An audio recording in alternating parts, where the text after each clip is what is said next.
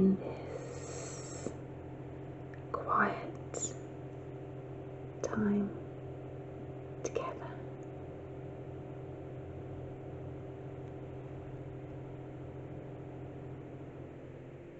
Taking it slowly, taking this time for yourself, and I'm so pleased that you joined me.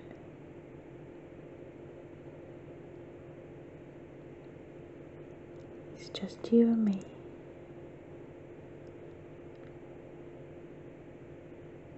We're just going to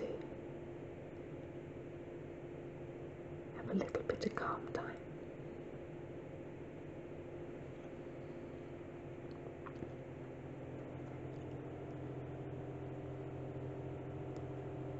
I have my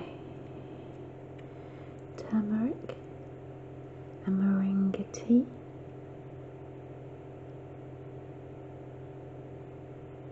That I find soothing and calming. What's your favourite tea? And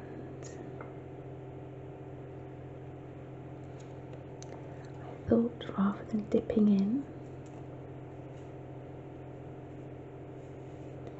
we'd together flick through the Hollywood book club, just quietly together.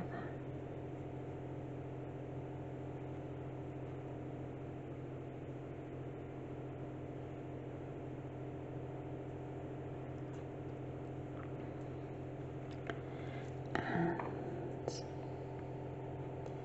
with this 50s vibe, I thought I would share this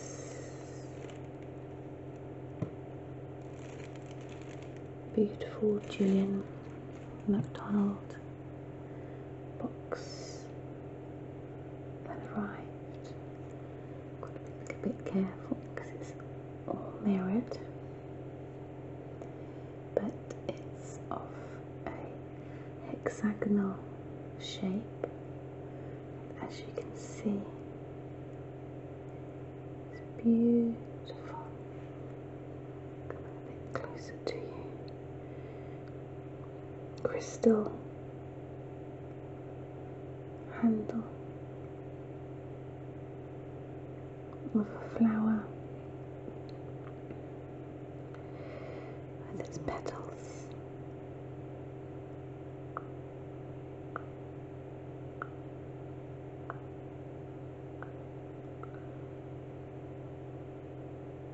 Lovely, isn't it? It's really incredibly heavy.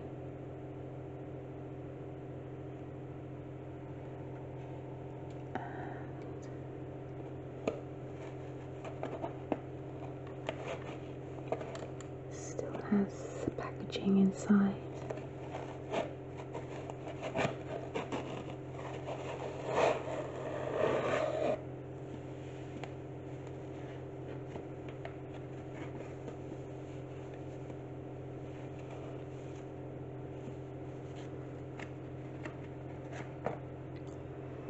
And those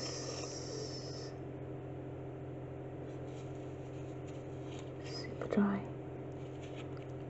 crystals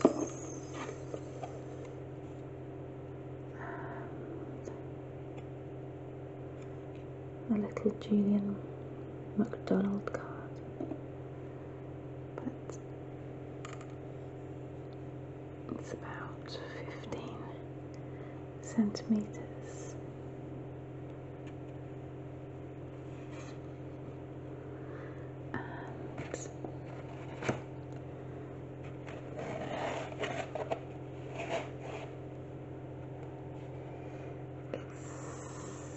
rose coloured glass effect. All I've got to decide is what is going in it. What precious bits can I find? So let me pop that down. It's quite nice because it's got little feet, so it rests itself nicely. Take another little sip of my tea before we start on the book.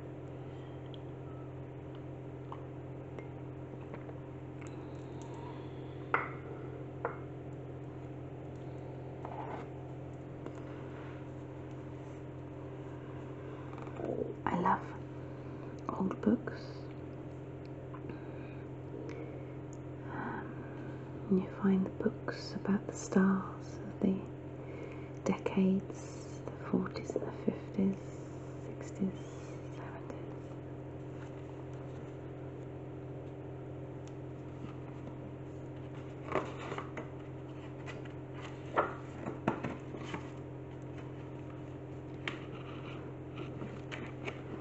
At the beginning it says, read any good books lately? And that was Humphrey Bogart.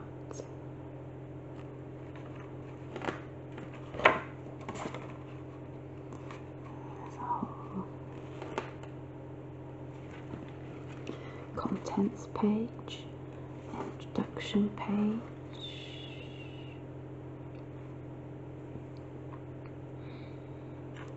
a little piece about Groucho Marx, famously quipped that he didn't want to belong to any club that would accept him as a member.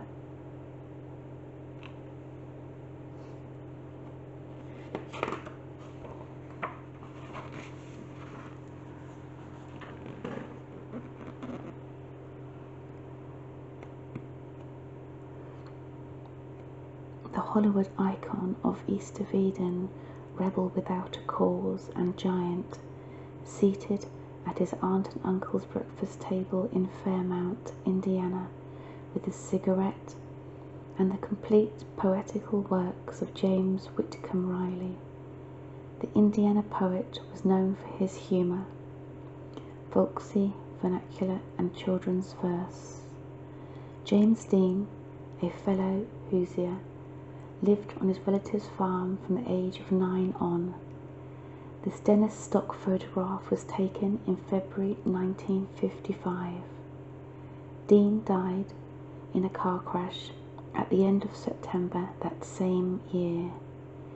He could be reading Riley's The Days Gone By. So sad that he died at such a young age.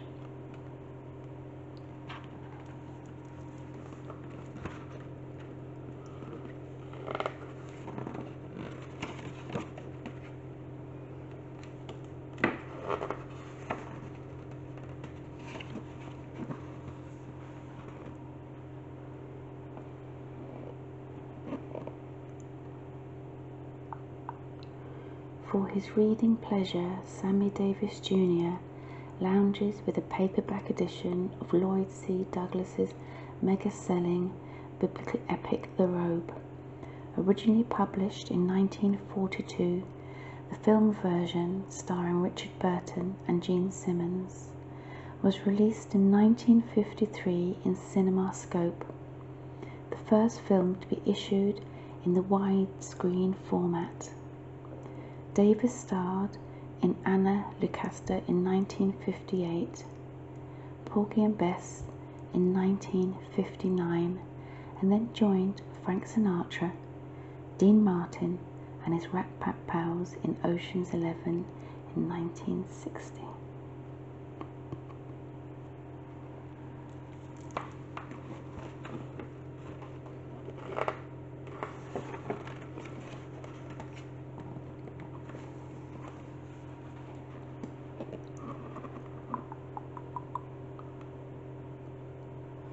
At the home she shares with Humphrey Bogart, the to have and Have Not, and Big Sleep Siren Lauren Bacall rifles through a pictorial history of 20th century conflict upon to the March of Aggression chapter. Robert Capa's iconic The Falling Soldier is among the spread of combat images visible. The other book nests to Bacall in this 1946 photo, William Chaffers' essential marks and monograms on pottery and porcelain.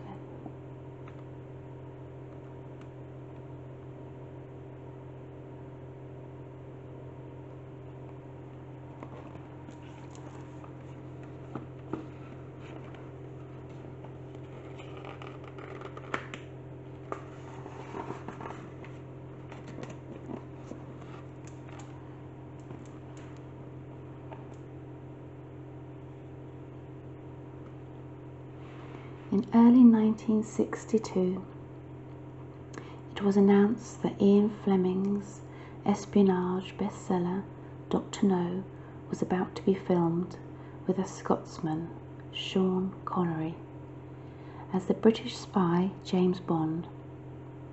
A London photographer was quickly dispatched to the actor's Hampstead flat in London to capture the soon-to-be licensed-to-kill secret agent.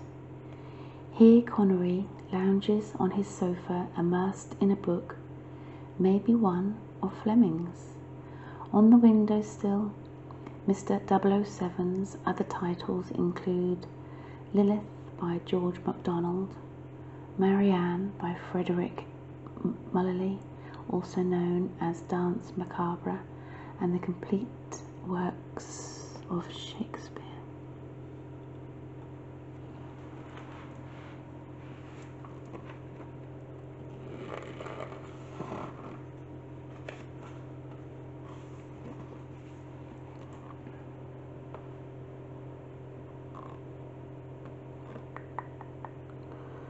Still sporting the platinum hairdo Orson Welles insisted she have for the 1947 The Lady from Shanghai, Rita Hayworth scans her library for a good read, pulling a little adjacent to Dickens' A Christmas Carol. Also visible in Hayworth's collection, Basic Writings of Thomas Jefferson, Nightmare Alley by William Lindsay Gresham, and Progress and Poverty by Henry George.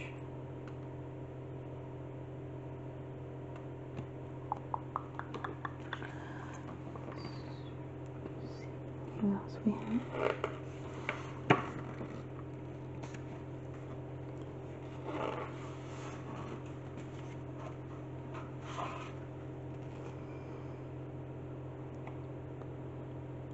Buster Keaton.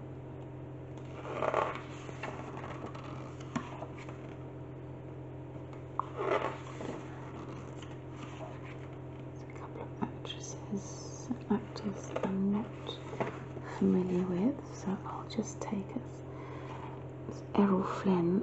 I did do a different video that included him, so I'll turn to the next page, which is the iconic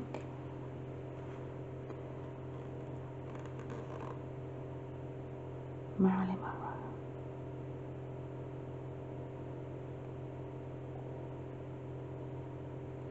In her journey from the 20th century Fox contract player to 20th century pop culture icon, Marilyn Monroe made a habit of having photographers capture her with a book in hand, be it James Joyce's Ulysses or What You Can Do for Angelina Pectoris and Connery Occlusion.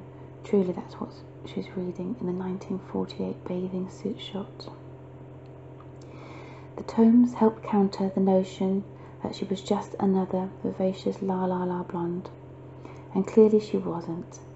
In 1999, Christie's auctioned over 400 books from Monroe's personal library, novels, classics, artist monographs, history, biography, you name it.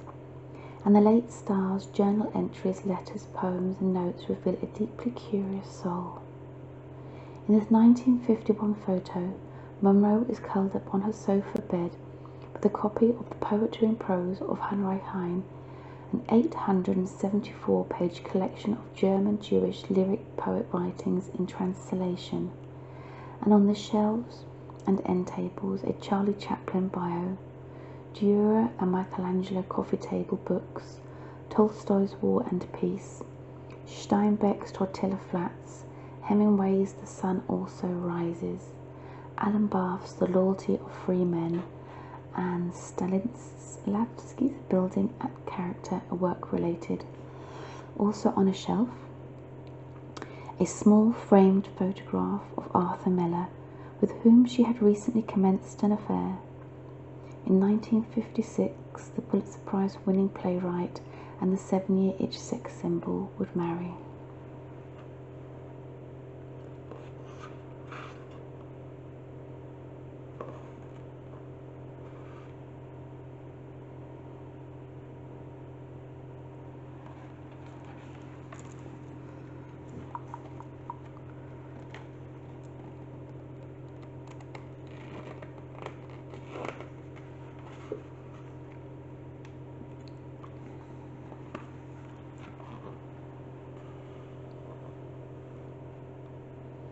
Noel Coward's Cavalcade, J.B. Priestley's Dangerous Corner, Oscar Wilde's The Importance of Being Earnest. Joan Crawford cozies up with Cliqua, her poodle, to sample some tasty morsels from the Modern Library Giant edition of 16 famous British plays, complete and unabridged. Crawford's film career spans 6 decades, from the silent era to the noisy 1970 sci-fi horror spectacle Trog. She authored 2 autobiographies, A Portrait of Joan, as in 1962, and My Way of Life, 1971.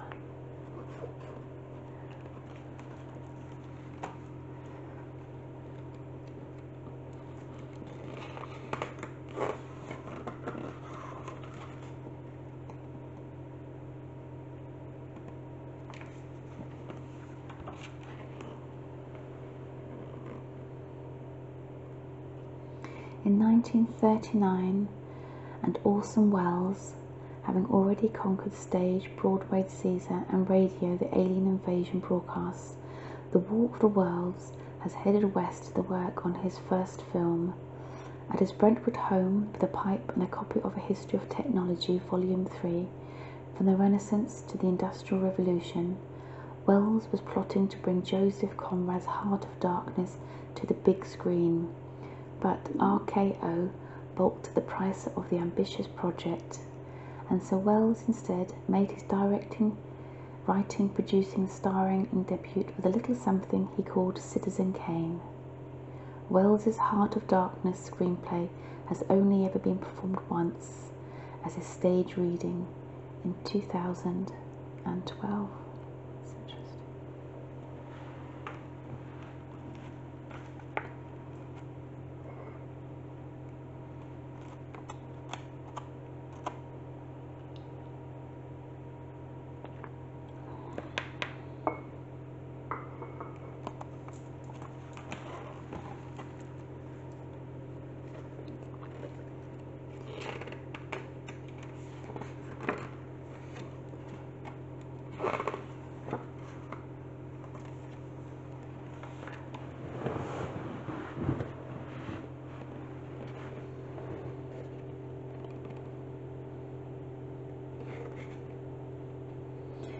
In stripy pyjamas, Sophia Loren takes to her bed, her bedtime reading that is. The Italian actress was in London in 1956 for the production of the World War II drama The Key, in which she portrays a Swiss expat called upon by the succession of Royal Navy tug captains. Lauren is reading The Champion from Far Away, a collection of short stories by Ben Hecht, the prolific scribe who just happened to have scripted Legend of the Lost, the lusty Sahara adventure yarn she would star in with John Wayne the following year.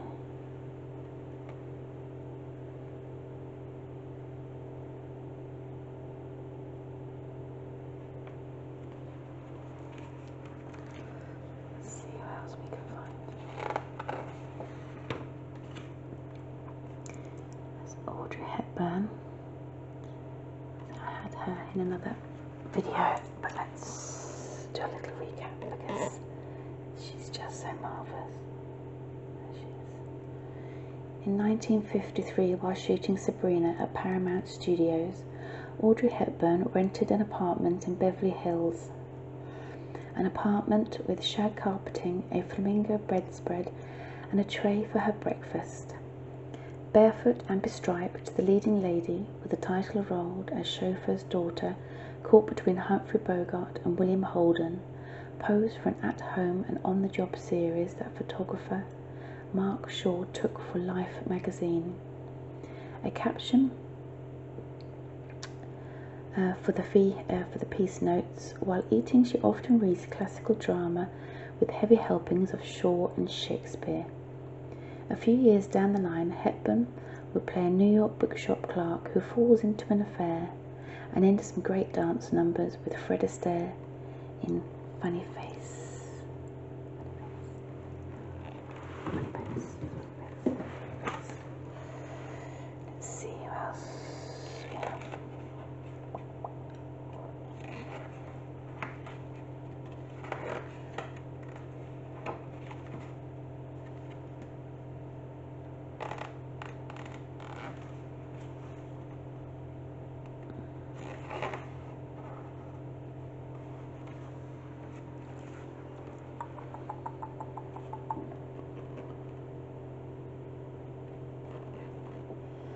Trading his character's wheelchair for a piece of porch furniture, Marlon Brando, all of 25 years old, takes time with a book between scenes for his screen debut, the 1950 Wounded Vets drama The Men. Fresh from the New York stage and Stella Adler's acting classes, Brando was cast as Bud Wilcock, an army lieutenant paralyzed from the waist down in World War II. Fred Zinnemann's film tracks Bud's struggles to shake off a killing depression and begin life anew with a woman who loves him, played by Teresa Wright. Brando spent the month leading up to the production at the Veterans Administration Hospital in Van Nuys learning to maneuver a wheelchair, use leg braces and crutches, and befriending the paraplegics and the quadriplegics in this 32-bed ward. The actors sophomore effort, A Streetcar Named Desire, and the Best Actor nomination. 2 consecutive Best Actor nominations followed, and then, in 1955, Brando won the Academy Award for his stormy portrayal of prizefighter turned dock worker Terry Malloy in On the Waterfront.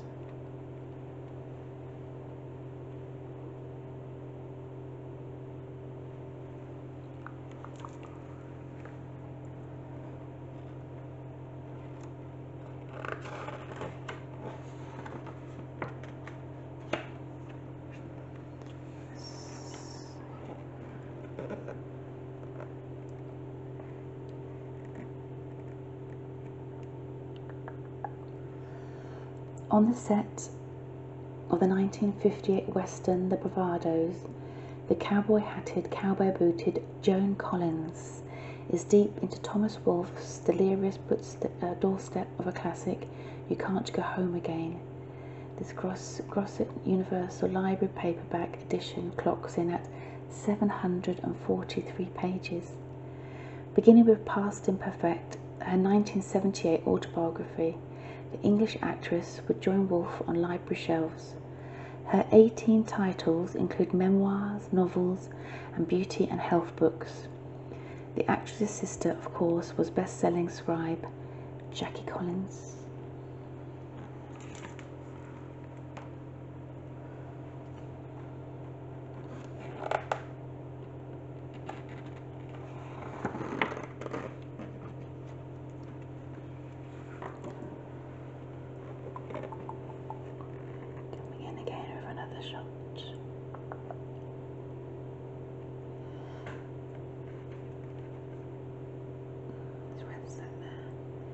Outfitted in fashionable riding gear, Warner star Betty Davis keeps her reading material secret beneath a gilt library dust jacket. the back of which features an ad from modern-day 1930s that is brand of Rosicrucianism, explore your mind, screams the invitation to try out the centuries-old spiritual business. Discover your mental health and overcome your limitations. The Rosicrucian Brotherhood copy goes on. Miss Davis's career spans 7 decades, with 2 Oscars and some of the most memorable screen performances of all time. In December 1938, the New York Times reported that Davis's husband, Harmon Oscar Nelson, wanted a divorce. His complaint? Davis read too much. He usually just sat there while his wife read to an unnecessary degree. Betty Davis. Betty Davis. So many lovely pictures.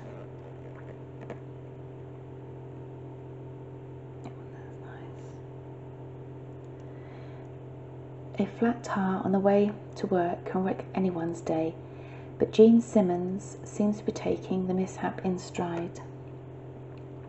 The English actress, who would go on to garner accolades and awards in films including Hamlet, The Robe, Guys and Dolls, Elmer Gantry, and Spartacus, opens Dora Adelot's family saga, Run of the Stars.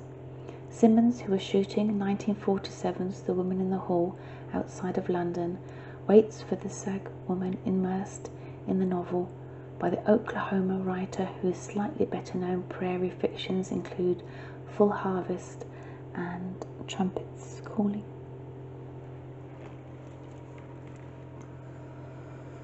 That's great. It's got Pinewood, it's fantastic. Pinewood Studios, 2 miles.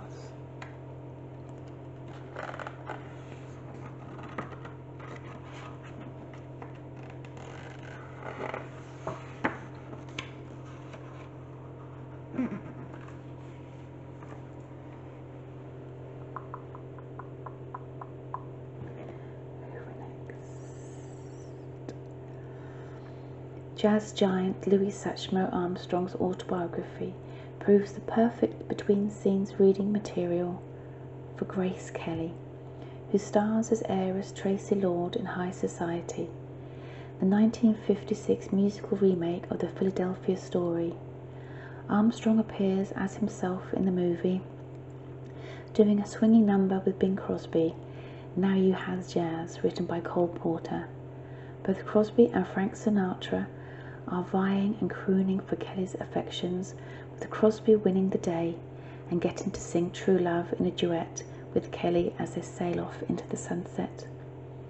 And speaking of sailing off, High Society marked Oscar-winning Kelly's final role before quitting the biz to become Princess of Monaco.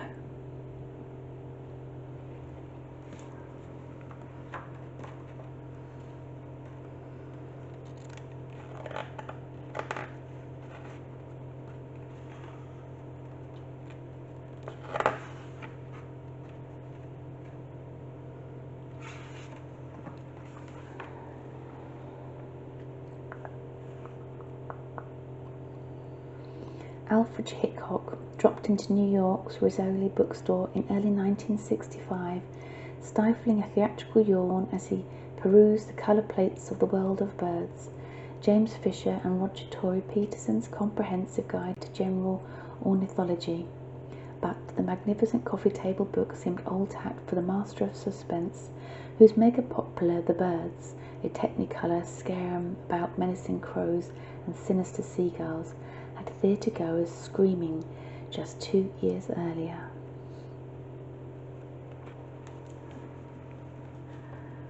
Who've got legs?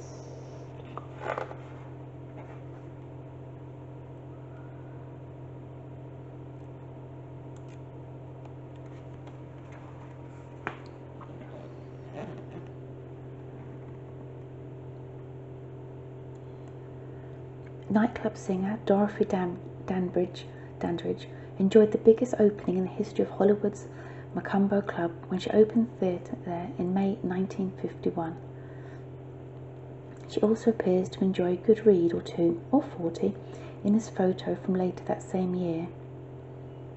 In 1954, Dandridge, who had worked steadily, albeit often uncredited, in black-themed films and musicals, became the first black woman to receive an Academy Award nomination for Best Actress in the title role of Carmen Jones.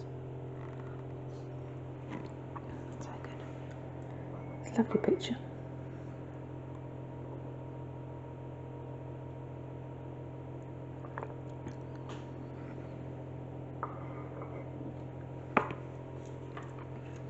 Let's see who else we have.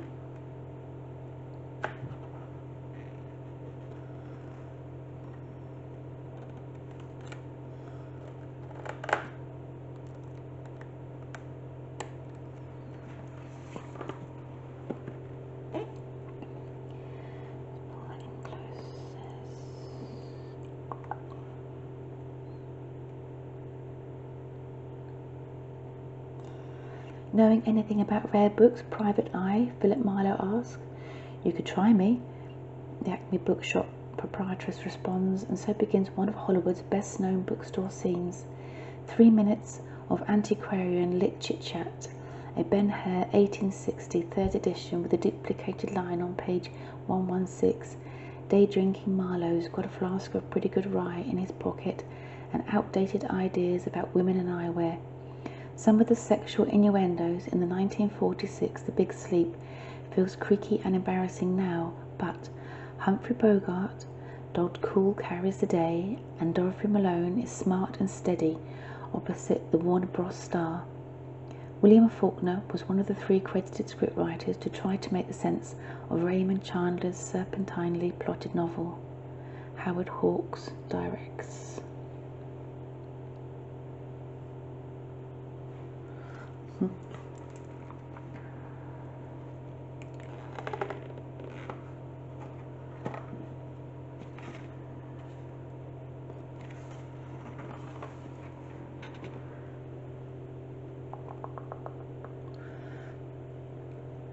It's all in the books, Jim Thorpe's dad tells the boy on the Sac and Fox reservation after he's run away from school.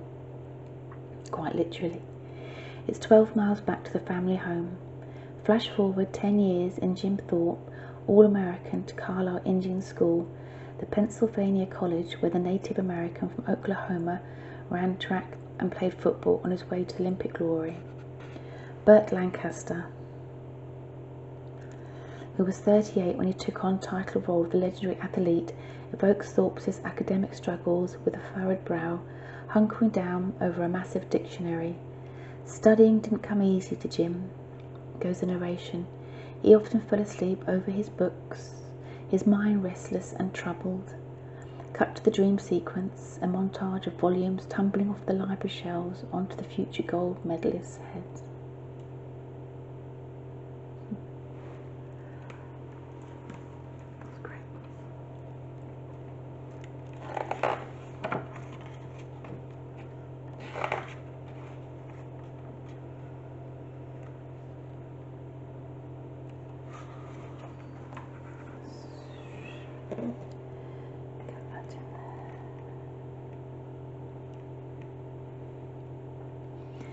Harry Belafonte displays some torso and more so posing, puffing and perusing literature in the somewhat controversial 1957 Caribbean set melodrama Island in the Sun. Adapted from the novel by the prolific Alec Woe, the film also stars Joan Fontaine, who whiles away the days and nights in Belafonte's company, and James Mason, a plantation owner steeped in jealousy and paranoia over the assumed affair of his wife. Mason has a monologue about Dostoevsky's Crime and Punishment, I probably said that wrong, the plot of which echoes here and there in the CinemaScope Calypso-themed pic.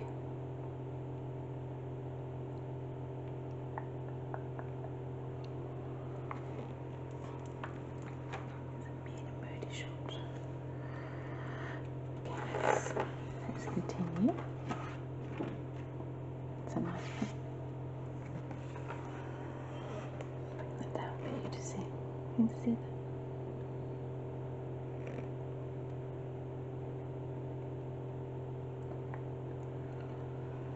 Fred Astaire's go-to dance partner, Ginger Rogers,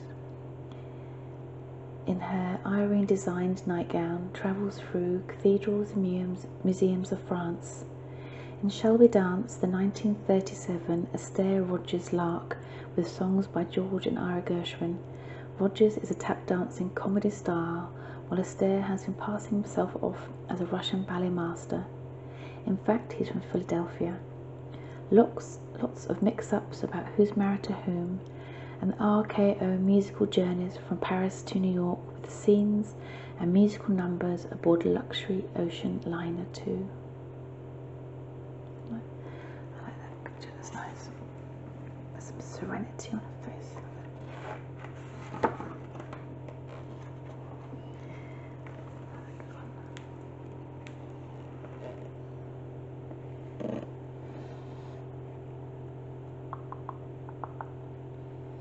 Nothing is so lovely as sweet, fat, dumpling baby in beautiful mother's arms, reads Lana Turner in 1944's pulpy Marriage is a Private Affair. Turner's platinum blonde playgirl finds herself hastily married to John Hodiak, a US Army pilot, and soon thereafter in the maternity ward where she produces a son. In the glow of a hospital room lamp, she studied So You Have a Baby by Lucille Nugent, prop book. But Turner is ill-prepared for the responsibilities of parenthood. She'd rather be reading So You Have a Date with a Guy Who's Not Your Spouse. The film, which marked the MGM's sex symbol's return to movies following her own daughter's birth, was adapted from the Judith Kelly novel, a well-received tale of a modern marriage buffeted by the stresses of war and societal change.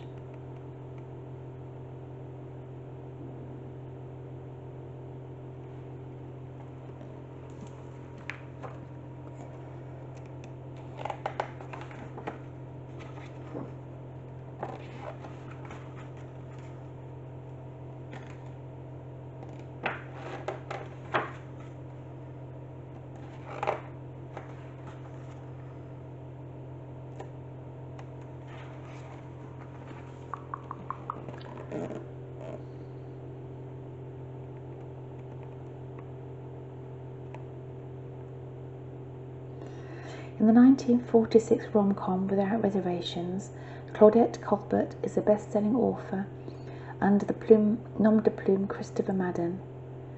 On a Los Angeles-bound train, she meets Marine Captain played by John Wayne. He doesn't think much of this writer, Guy Madden, but Kit tries to convince him otherwise. Perched asleep in car's upper berth, reading from the soon-to-be Hollywood's Here Is Tomorrow. Love and literary criticism ensue.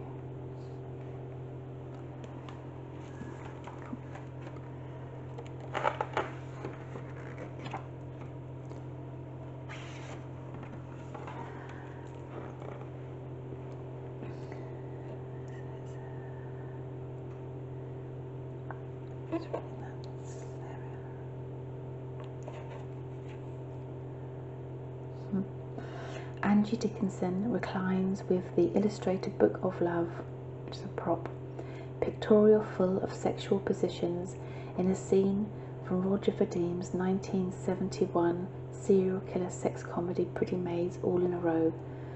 Though Quentin Tarantino put the movie on his list of top 12 all-time favourites, the MGM release is a pretty cheesy affair. Excuse me. With Rock Hudson as a lecherous and murderous high school coach, and Dickinson, an actress with a script with screen credits that include Ocean's 11, Rio Bravo, Point Blank, and The Killers. Playing a libidinous substitute teacher who seduces a shy and bumbling student, Vadim originally wanted Brigitte Bardot for the role. Dickinson holds her copy of Illustrated Book of Love every which way to better appreciate what the pages couple is up to.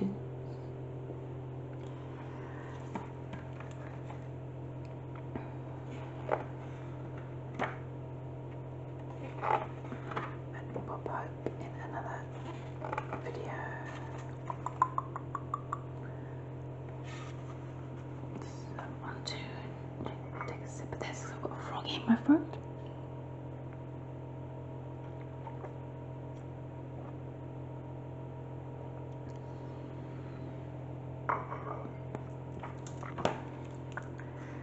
Bring that down for you to see, like so.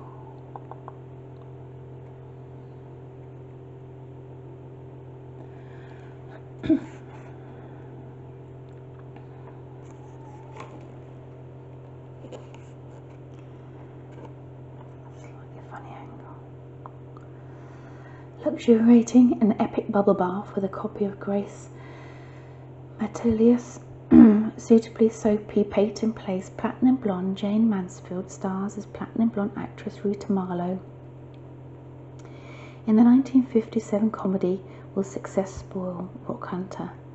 She's being courted by an ad agency to spokesmodel Stay Put lipstick, but between chapters of Metalewis's bestseller published just a year earlier and soon to be a movie and then a TV series, Rita is more concerned about the men in her life and the nature of true love. Tony Randall, as a mid-level Madman-esque executive, is the titular hero. Joan Blondell's Tubside, there we are, is Rita's personal assistant. A standard poodle emerges from the bath, along with Mansfield, the dog, and the sex symbol wrapped in matching towels.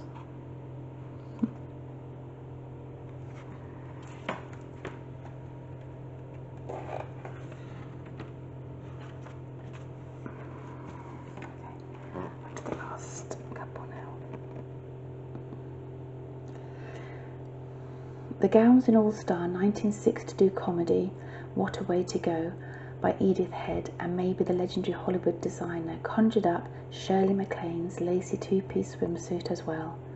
In a role originally conceived for Marilyn Monroe, MacLaine is a distraught four-time widow with a $200 million plus bank account and the belief that she's cursed, that she somehow caused the deaths of her husbands, played respectively by Dick Van Dyke, Paul Newman, Robert Mitchum, and Gene Kelly.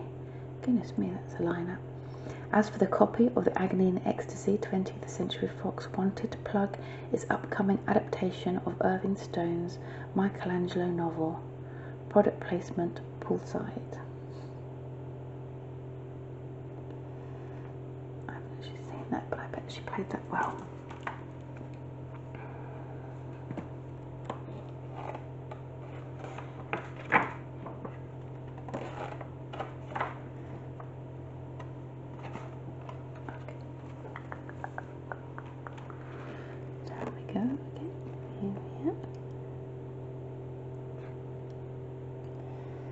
I'm telling you, there's a motorcycle chase in here somewhere, Steve McQueen may have insisted to director John Sturges as the actor and the filmmaker pore over The Great Escape, Paul Brickhill's best-selling account of the British and American prison of war breakout from Nazi prison Stalag Luft 111. McQueen stars as the cool looking, a hotshot American pilot in the 1963 blockbuster. Also on the desk is Sturges' Office by love-possessed James Gold Cozzenson's book, another of the director's screen's adaptees.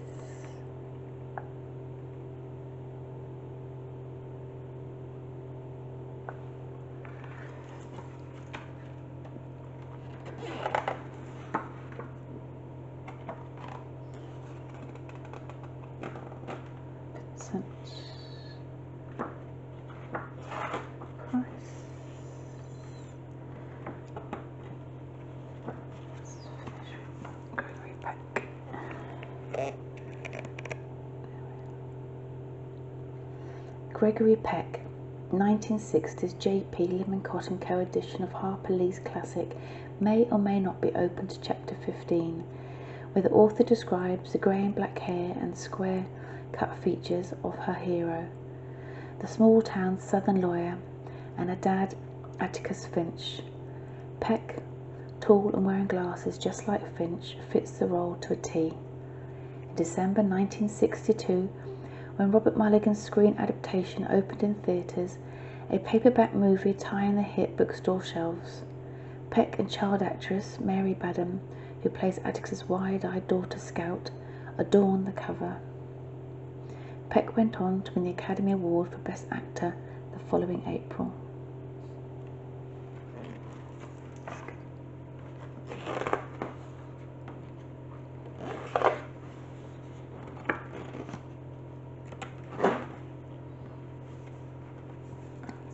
I said I was going to finish on the last one, but so many good bumps. Zoom right in there. So.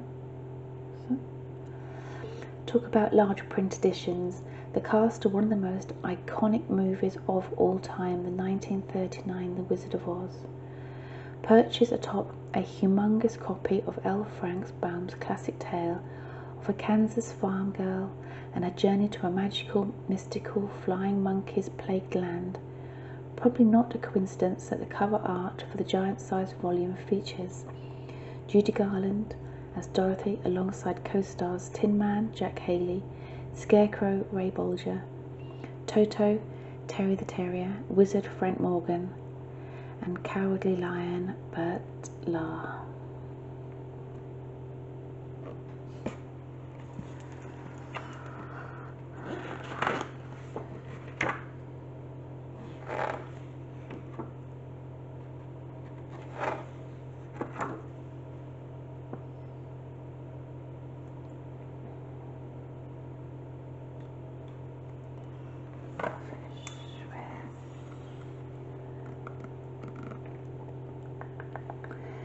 Three Ziegfeld Follies girls try a different way to absorb their literature with a well-balanced selection of tomes from the MGM library. Mary Jane Halsey, Diana Cook and Edna Callahan all appeared in the 1930s song and dance spectaculars The Merry Widow, Gold Diggers of 1933, The Great Ziegfeld. Also had a turn in the 1942's Cat People, Val Lewton's Spooky Noir.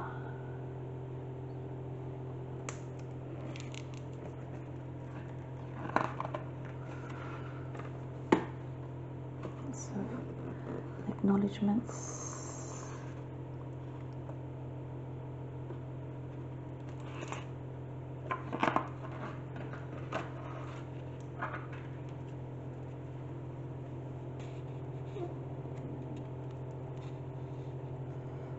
Lovely, lovely pictures.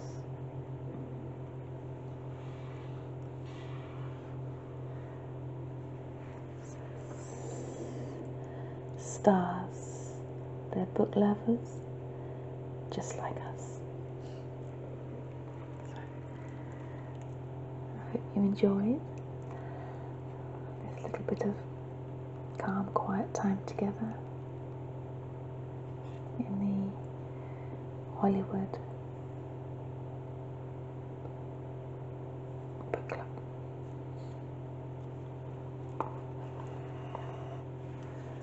Thank you for joining me.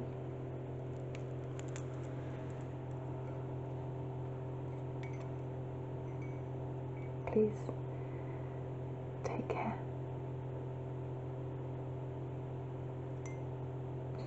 And I'll see you again very soon. Bye-bye for now. Bye-bye.